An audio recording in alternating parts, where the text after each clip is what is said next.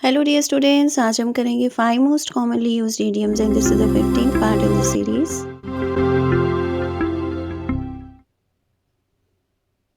Number 1, walk in the others shoes.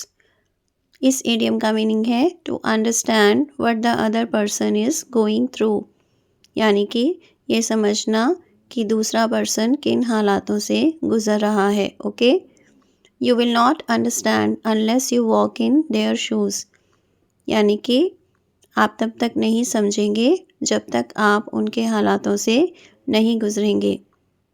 और आप ऐसा भी समझ सकते हो कि इस सेंटेंस का मीनिंग है कि जब तक जो उनके साथ हो रहा है आपके साथ नहीं होगा तब तक आप उन्हें नहीं समझेंगे। ओके, तो अभी हम बढ़ने वाले हैं सेकंड ईडियम की तरफ। आपने सभी ईडियम्स को ध्यान से पढ़ना है और समझना है। नंबर 2 है break the ice. Break the ice का मीनिंग होता है to make people comfortable with those who are unfamiliar to them. लोगों को उन लोगों के साथ कंफर्टेबल करना जो कि उनसे अनजान हैं। ओके, तो जो लोग आपस में एक दूसरे को जानते नहीं हैं उनके लिए कुछ ऐसी काम करना जो कि उन्हें आपस में कंफर्टेबल फील कराए। The communication trainer conducted an activity to break the ice.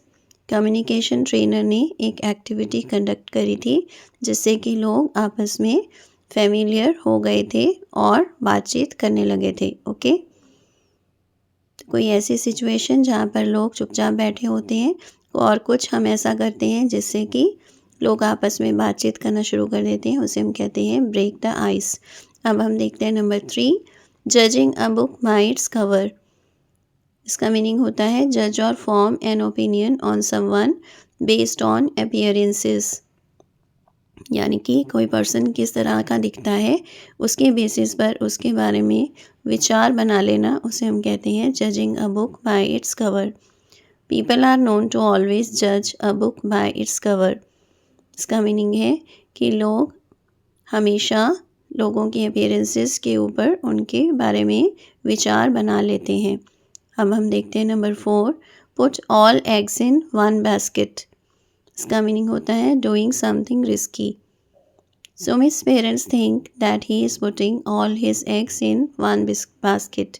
इसका मीनिंग है कि सुमित के पेरेंट्स सोचते हैं कि वह एक रिस्की काम कर रहा है।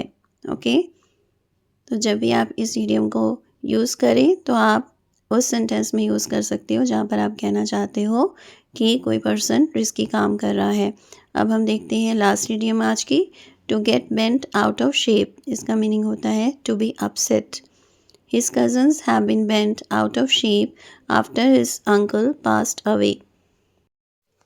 इसका मीनिंग है कि उसके कज़न्स जब से उसके अंकल की डेथ हो गई है तब से वो अपसेट हैं। ओके, उसके कज़न्स तब से अपसेट हैं जब से उसके अंकल की डेथ हुई है। ओके, आई होप आपको सभी इडियम्स का मीनिंग अच्छी तरह से समझ में आ गया है।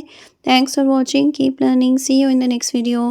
Please subscribe to my channel. Thank you.